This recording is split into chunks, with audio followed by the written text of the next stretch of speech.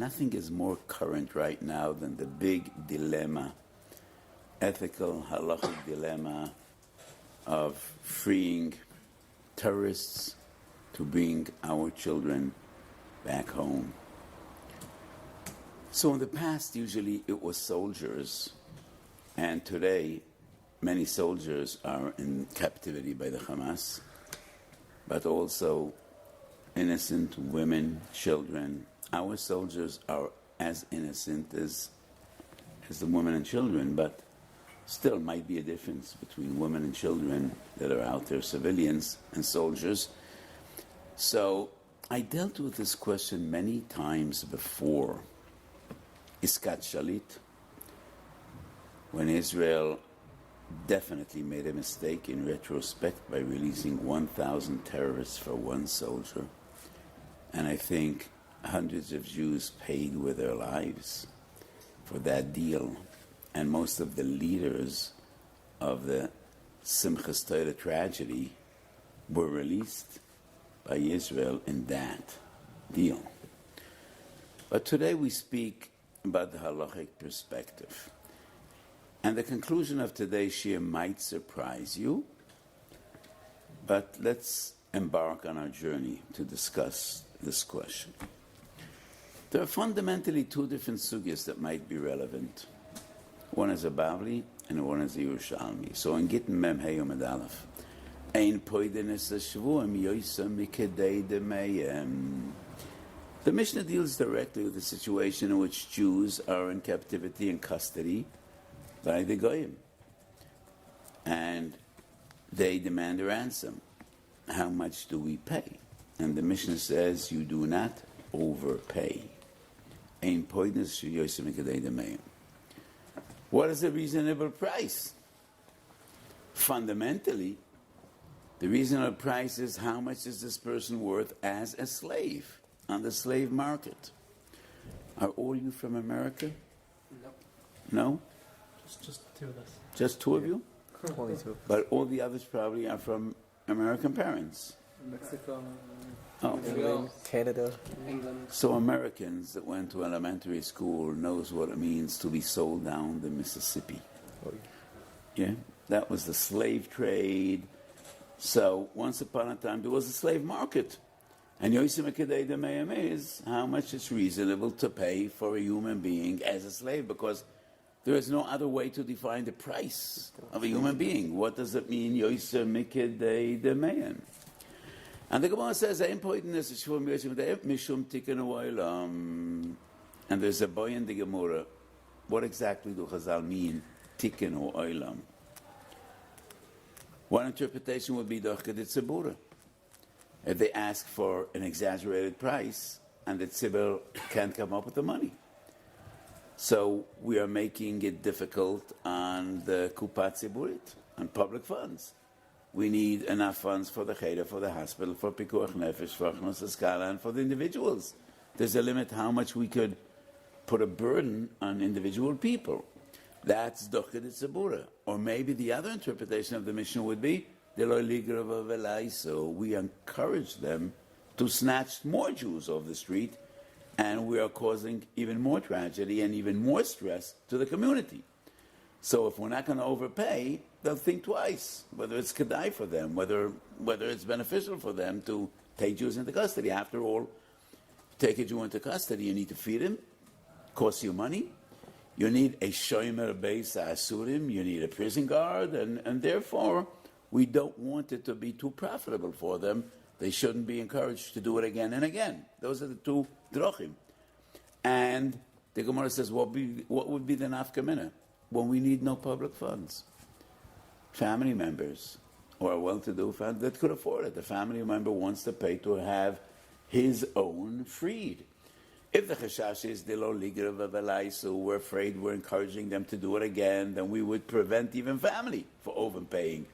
But if it's because not to put stress on the community, then if it's private money, there would be no problem. Dealing with our situation, maybe it also depends on the two different interpretations, because if it is Dochket Tzibura, in our situation, we're not talking about money. So there is no sort of Dochket Tzibura. But if we are afraid that they will be encouraged to do it again, then definitely that should be a concern. If we're going to release hundreds of prisoners, then they will be encouraged to try to do it again and again. So our question, l'chayra, depends on the two different pshatim. What is the tikkun olam in Gittin Mem Hey Amud Aleph? Rambam, Perek Chesel Chesmat Nesanim Aloch Yud Beis. Shulchan Aruch following footsteps of the Rambam. Reish Nun Beis in Yoredei Siv Daled.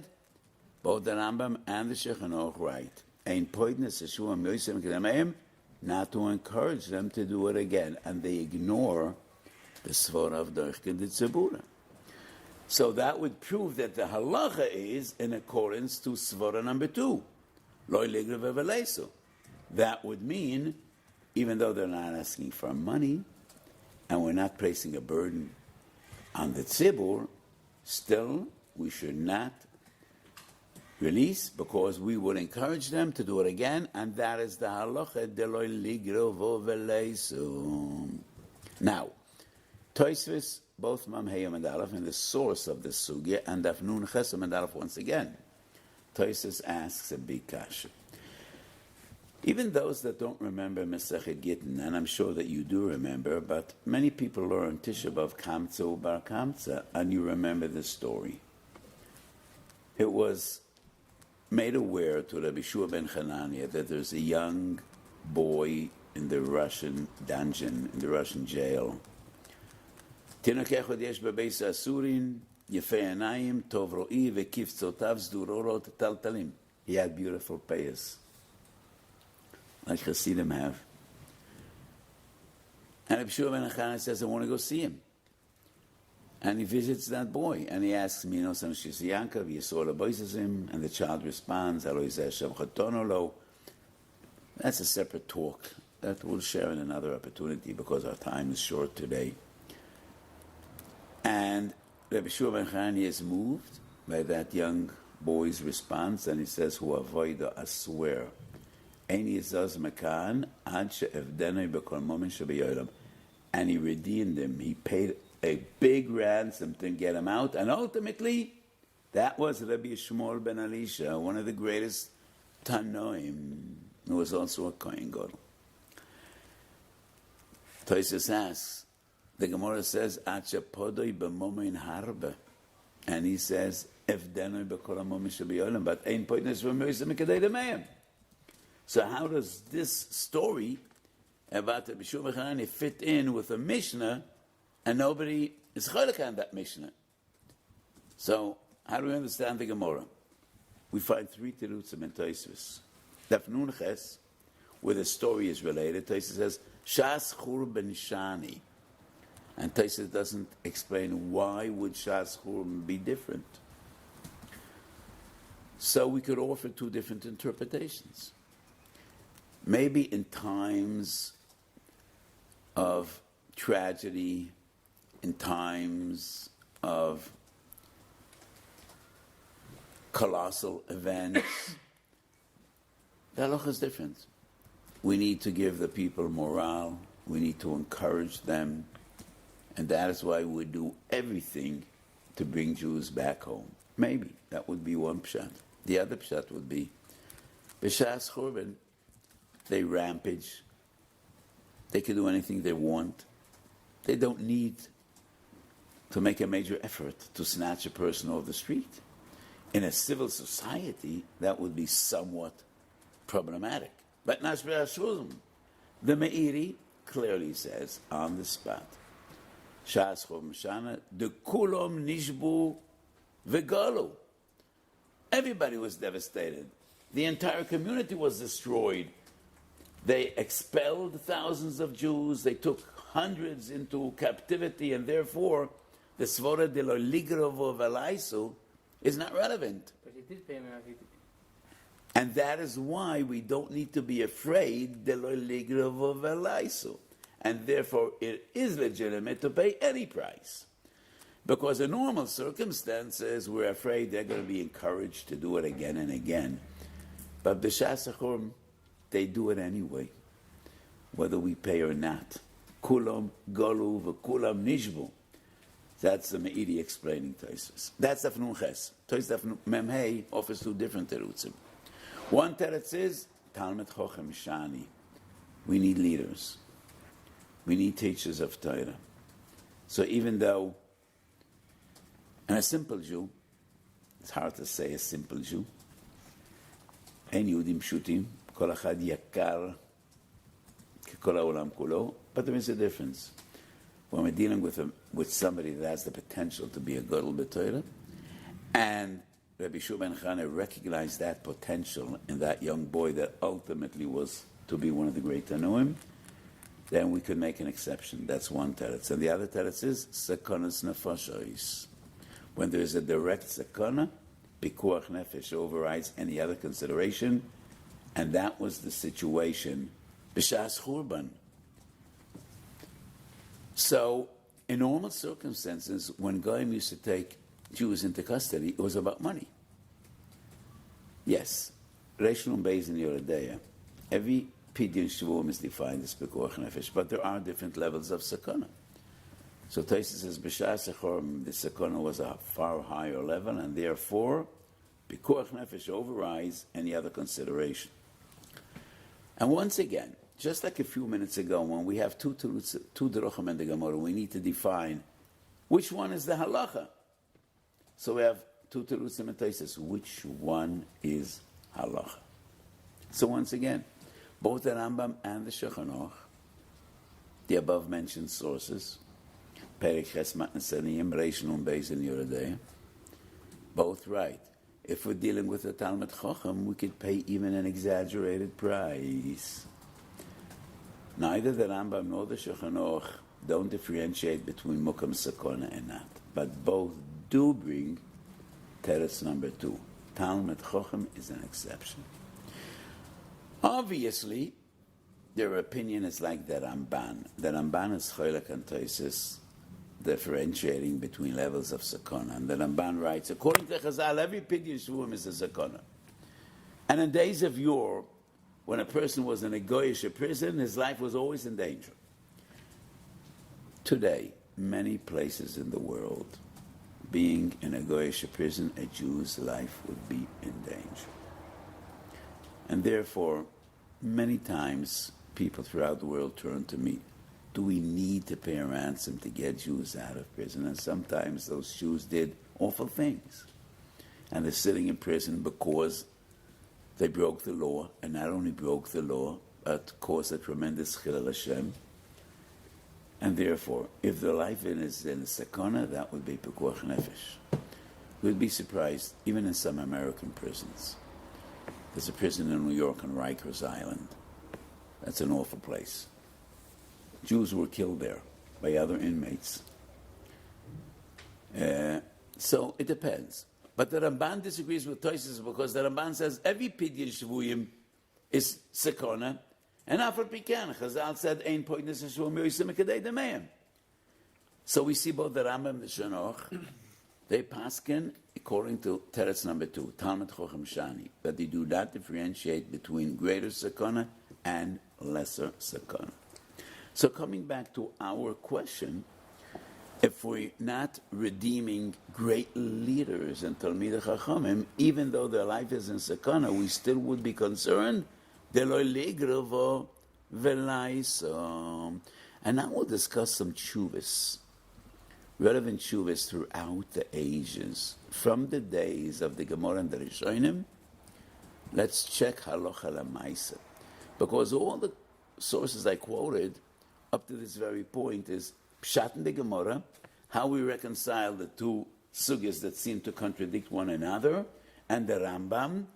Now we'll have a few fascinating sources. Maseh Shahoyo, Tshuvas Maharam Melublin, Simen Tezvav, going back 500 years, or a little bit less than 500 years. And a Jew had an illegal relationship with a Goya, with a non-Jewish girl. And in some societies in Europe, it was a crime. And he was in jail. And the question was, his life was obviously in danger. Would we pay an exaggerated sum? So once again, In the days of the Mishnah, it was all about money. The question Maram Lublin deals with, it wasn't about money. He wasn't taken into custody to demand a ransom from the Jews, but obviously you could bribe him out. And the question is, do we pay money to get him out? And Maram Lublin has a few interesting comments. The fact that he got into trouble is irrelevant. And if the halacha would be, you need to save him, then even though he is to blame, he messed up his life, we still would save him. But Maram Lublin Paskins, Ein Poiden es a shvur myoisem kedei dameyan, even if their life is in danger. Sakona is not a factor. And he quotes a tshuva of Mahari Vail. Mahari Vail was 150 years older than Maram Lublin, Siman Kuf Memches, same shitta. Pischi Tshuva, Reish Nun Beis, Yiv Koten Daled, brings Maharshak, Reb Shmuel Kaidenover, and the Beis Hillel, and they say Sakona is relevant. But Lachoyre Mahari Vail and Maram Lublin could prove from the Rambam and the Shulchan Aruch that Sakona is not a relevant consideration because they only bring the teretz that Talmud Chochem is different. They do not differentiate between Sakona or not. Knesset Yecheskel, fast forward 100 years. Rabbi Cheskel Katzenelbogen, one of the greatest poskim 350 years ago. Knesset Yecheskel Amet Ches, once again, a Jewish person stole. He was convicted for fraud, and he was in jail. And the question was, his life might be in danger. Knesset Yecheskel Paskin, it's not relevant. And he writes an interesting chiddush. He writes, the svara that if a person's life is in danger, we would pay an exaggerated price is only correct if the reasoning is dochke de tzibura. To save a person's life, you need to make a special effort. But according to the chashash of Dolai Ligro V'Valaiso, that overrides the consideration of sakona. Fundamentally, the argument would be, you don't get one person out of sakona when you might be causing a sakona to many others. So he writes the svara that sakona shani is based on reasoning number one, which is dachka ditzaburu, which is not la halacha. And therefore, because the Rambam v'Shulchan Paskin, it's all about not to encourage them to do it again, then sakana would not be justification to get him out because you're saving one person and you're putting many others into jeopardy, into a sakana. So what actually would be the question? We could define the dilemma, the halachic, moral, ethical dilemma in two ways. Do we save one person from a sakana vadai and put many others in a suffix sakana? Do we save one person from immediate danger, even though we might be putting others into sakana down the road, maybe in the future? That would be the dilemma. But aloha lamaisa, gedolei haposkim in the last few hundred years, Mahari Vail, Maram Lublin, Knesset Yecheskel said, even when people's lives are in sakana, ein poid noisem yoisem ekadei dameim. As very well known, the Maram Lublin died in prison.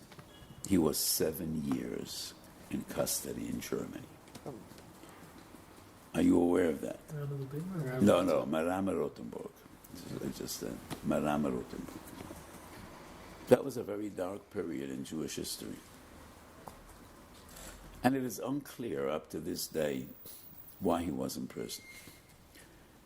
But what we do know, he had 3 great Talmidim. Do you know who the Talmidim of Maram Rotenburg were? Rosh Agos Memonius, and the Mordechai. Who wrote all this? I told you. I wondered how you know to quote those 3 names. So I told you the story. Yeah. The Mordechai and Agos Memonius were murdered. They were killed, and the Rosh fled. He ran away. His life was in danger. Those were the Christians. And the Rosh fled Germany, going south to Spain. And then something amazing happened, unprecedented in Jewish history. The Rosh was a pure Ashkenazi, Talmud of Maram Rothenburg. He fled to Spain, to Toledo, which in those days in the Poiskim is called Toratula, and he became the undisputed leader of Sephardic Jewry, which was amazing. And in his Chuvas, he always gives more credence to Ashkenazi Minogam than Sephardi Minogam. So on his way to Toledo, he had a stopover in Barcelona, and he got to know the Rashba. And the Rashba was Nispol. And he writes that this young man has a Svori Yeshora. And probably because the Rashba, gave him chashivas, that's why the Sephardi communities, after the Rashba's demise, when the Rashba passed away, he became the leader of Sephardi Jewry. So obviously, it was a very dark period. But what we do know is that the Goyim, the authorities, demanded a ransom from the Jewish community to free Maram Rothenburg, so they were ready to free him. So what's confusing to me is, was it about money or it was about conversion? We know it was about conversion. But on the other hand, they were ready to free Maram Rothenburg. And his Talmidim came up with the money, and Maram Rothenburg refused to be freed. Because and he died in prison. Even as a Talmud Chacham. So the Marshal in Yam Shel Shloima, Perek Daled Mesachet Gittin, Samach Vav, Samach Vav is confused. And the Marshal says, but the halacha is Talmud Chacham Shani. It's the Rambam. Well, Maram Rothenburg was way before the Shulchan Aruch, but he was after the Rambam. And he was the Gadol Hador. So why did he refuse? And the Mashal writes a powerful svara. We would pay any sum to get a Talmud Chacham out, but that is just if the Goyim don't know he's a Talmud Chacham. To them, he's just like any other Jew. And they don't know why we're willing to pay so much money. But Maram Rothenburg knew that they took him because he was the leader of the Jewish community, and therefore he was concerned. If you're going to pay a lot of money to get me out, we're putting all the other leaders in danger. And that's a starkest svara. The reason they put him in jail, they didn't just snatch an old Jew off the street. They knew who he was. So Maram Rothenburg argued, if you're going to pay an exaggerated sum to get me out, we're putting all the other Gedolim in danger. Who knows who's going to come next? And he refused, and he died in prison. And they still needed to pay a big ransom because they wouldn't free his body. And the Jewish community paid a big sum just to get him buried, just to bring him to Kevi Yisrael. So that's the story of the Maram Rothenburg. So if we would stop here, the psak would be clear. We do not free hostages because loy ligru v'avalai, so we're going to be encouraging them. However, the Yam Shlomo writes, the minhag is that we do pay more than a reasonable price to free people from Goyish custody. So first of all, most places in Europe, going back 400 years, 500 years, there was no longer a slave market. So it was impossible to define what does it mean, Yoisemikidei Demeim, because there wasn't really such an active slave market. In America there was, but not in Spain. But the Mashal writes, our minhag is to free Jews, and regardless what the price, we need to come up. And the Radbaz writes the same.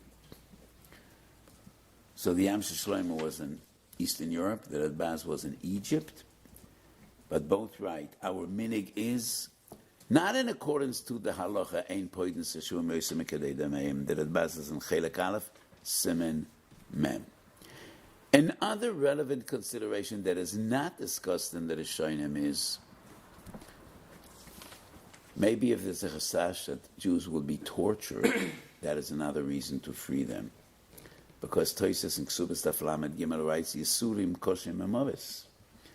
And when a person is tortured, some place can say he is even entitled to commit suicide and take his life.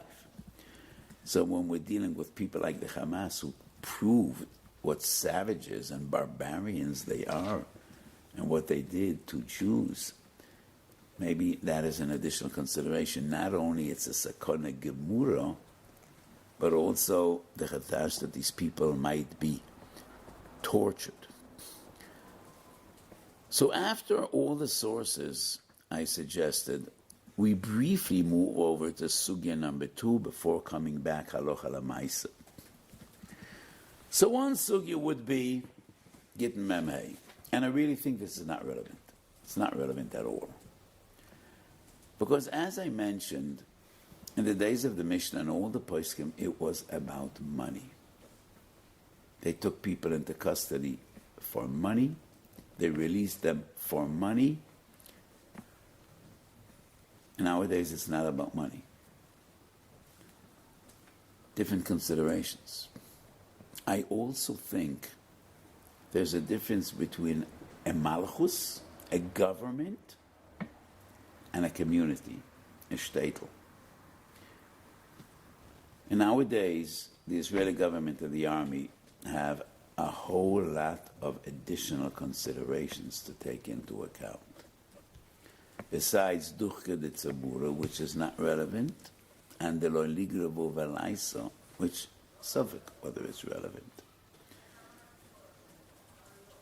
There is like an unwritten pact or a vow between the Israeli army and its soldiers.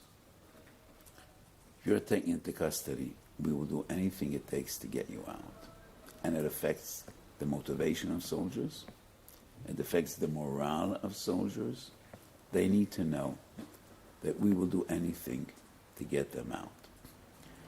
So as I mentioned before, we're not dealing exactly with soldiers, but still. Many times I discuss the dilemma, the problem we have when we're dealing with Hilchos Medina.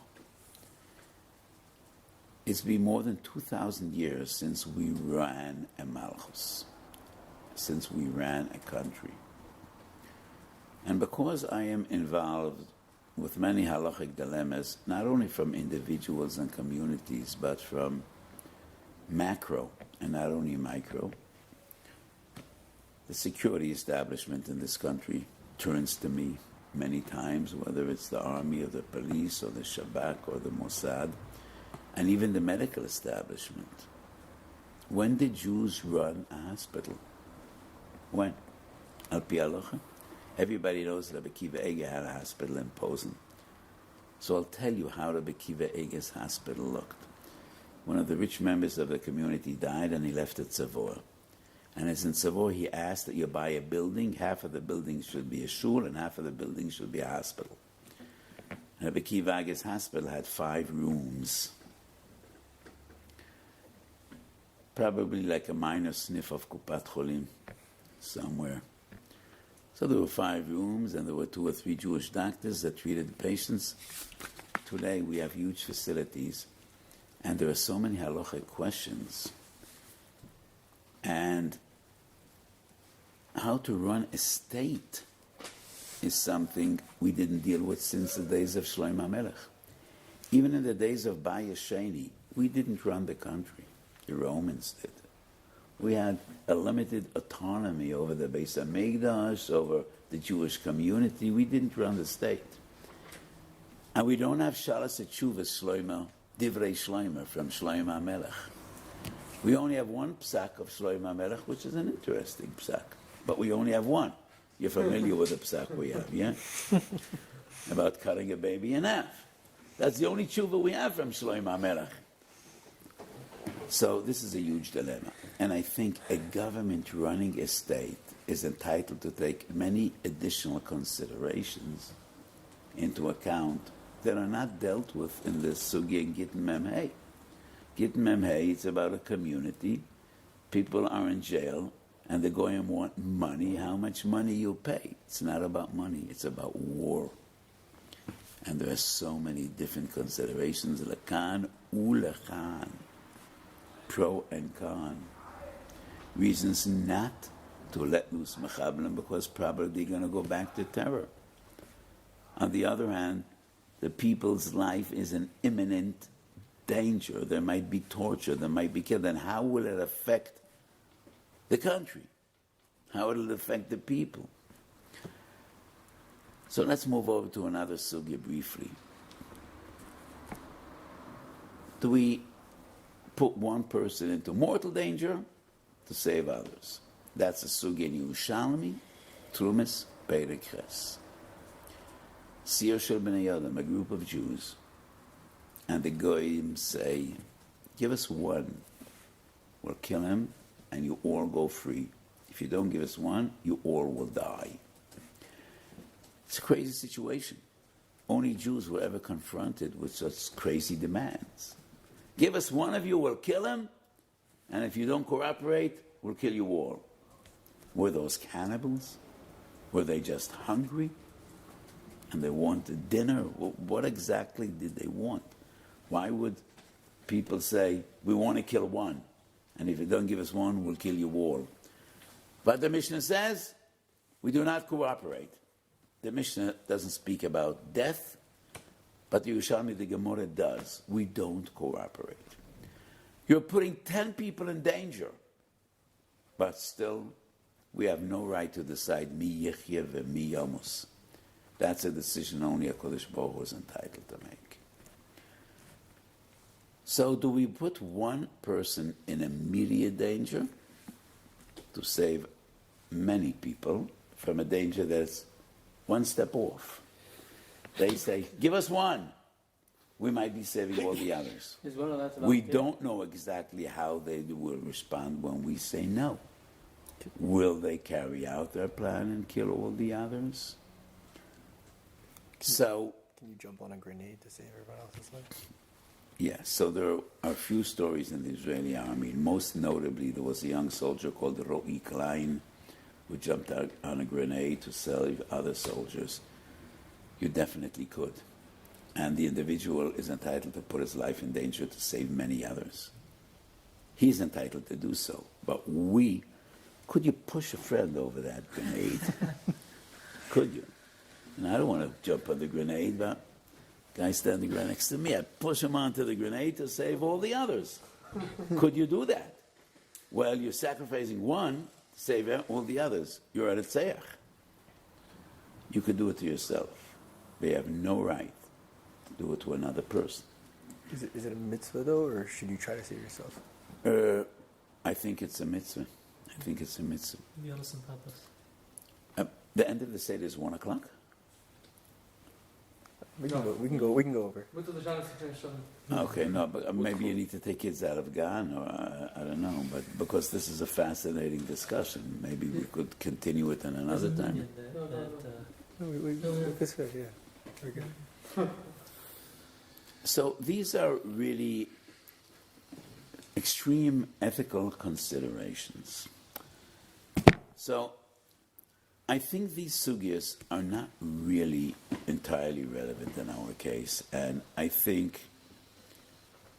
don't think we have clear halachic guidelines, and people could have other feelings and sentiments. I do think a government is their call.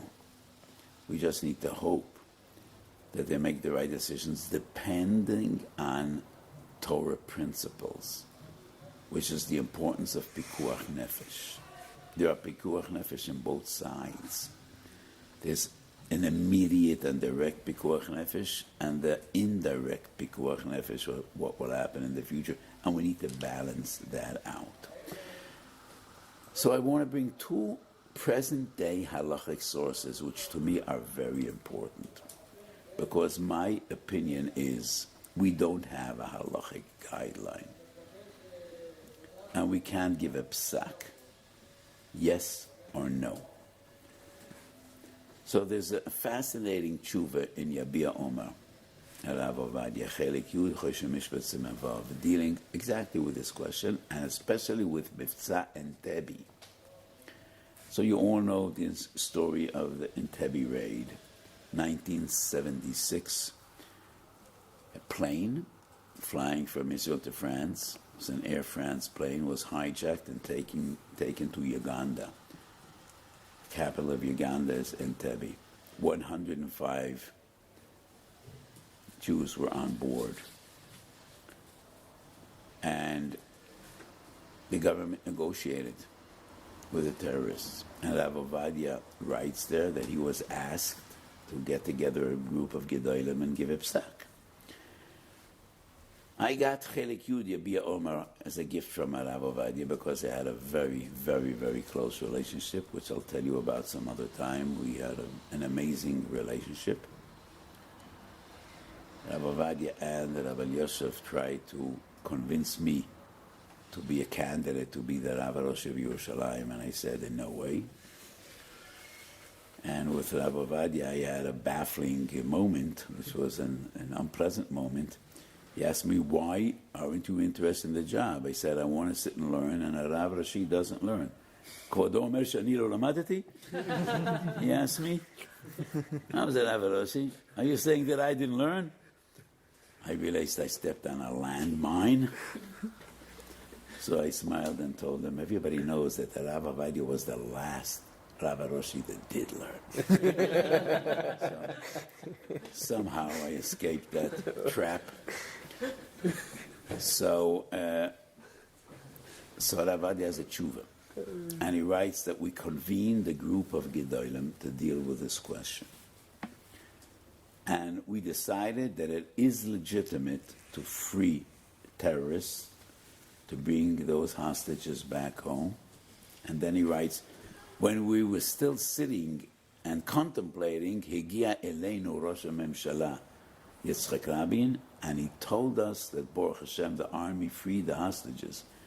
And Rav Ovadia writes in such beautiful words, praising Hashem, Baruch Hashem, that he gave Oiz v'Gevura to Chayola Yisrael to carry out this rescue mission, and they were successful. I recommend reading that because it's just, he has such a beautiful language. In the last edition that came out of Yabia Omer, there's a footnote, an addition. That was the last time it was printed during his lifetime. And he writes, who are the Gedolim that came together?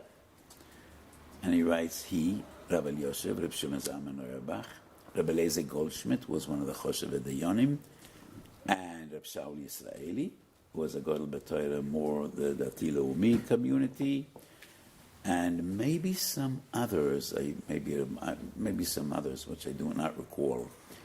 What we learned from this tshuva, on one hand, they said it is mutter, it is legitimate to negotiate and free, but on the other hand, he was so happy that they did not release hostages and they freed them by force.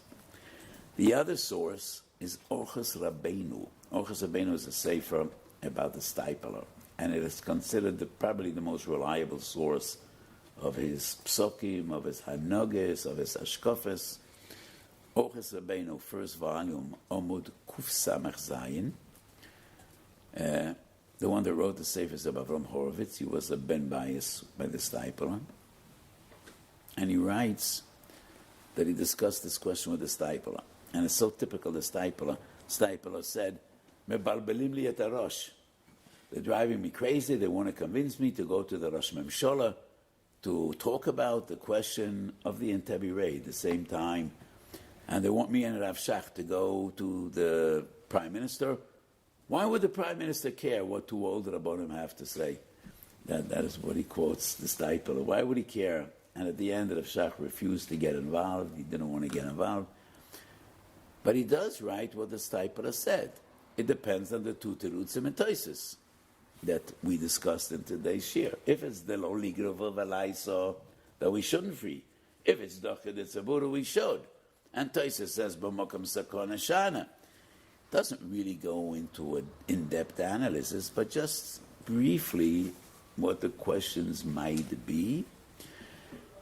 And he writes that the Stipler said, I think we shouldn't release prisoners, but if the government decides that we should, yesh lem al mashi yismochu. There's room for that opinion as well. And then I came to tell the Stipler there was a military raid, and they were freed, and he was very happy. he writes, and he says, only the Jews could do something like that with Mesiras Nefesh. And I find that a very important line, a line of admiration for Jewish soldiers, for Jewish armies, right? Only the Jews would undertake such an operation, and the Mesiras Nefesh. So lately we're hearing different voices in the yeshiva world, you know. Are we allowed to love the soldiers? Are we allowed to daven for them? And I think this is so poshut and so essential. You know, Gedolim once didn't have this problem. They were normal people. And it was taken for granted. You need to be makatova, you need to daven for them. And I quoted the Chaim Shmulevitz many times. He said there is no limit, ein gvul, how much we need to daven for these soldiers. And Reb Chaska Levenstein, these were mainstream Gedolim. Reb Chaim Shmulevitz, Reb Chaska Levenstein in the Six-Day War said such beautiful things, and it's printed in his name.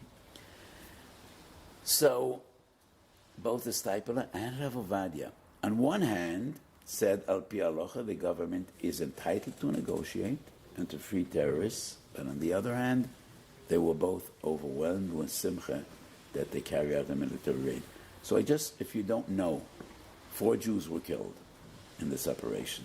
3 hostages and the commander, whose name was Yoni Netanyahu, happened to be a brother of the prime minister. So 4 Jews were killed.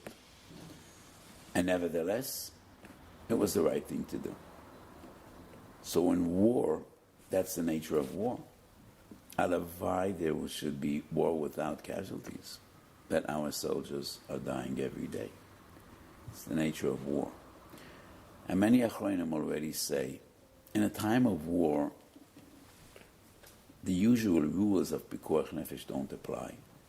If Rabbi Kiva says, Chayecha koid malachayecha vecha, that is not the military creed.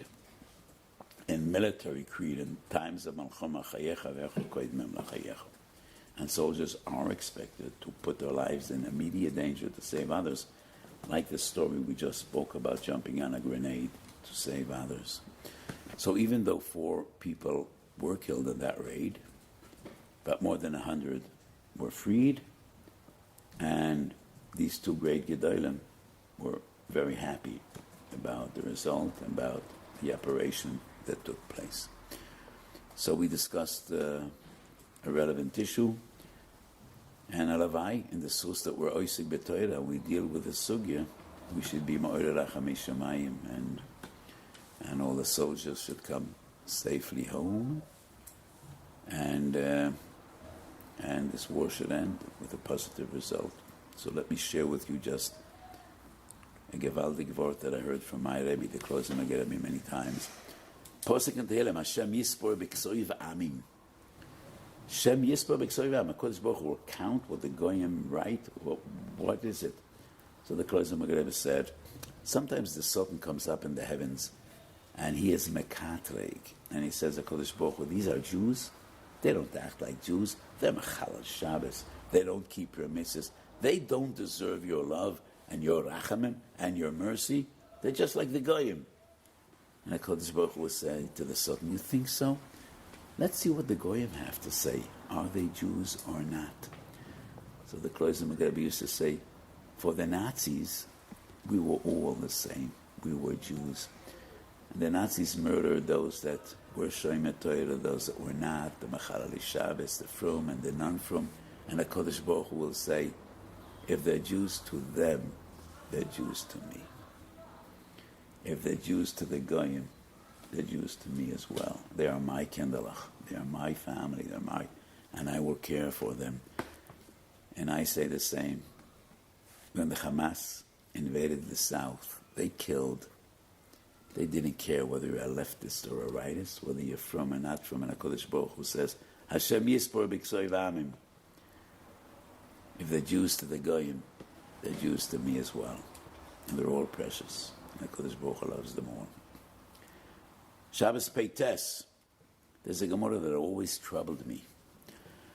Allah said, HaKadosh Baruch Hu will turn to Avraham Avinu and say, Chatu bonecha. You remember how Avraham responds? Yamachu al kedusha shimcha. Yankov says the same. Chesed la'Avrom. Avrom is a moide chesed, and he responds so harshly.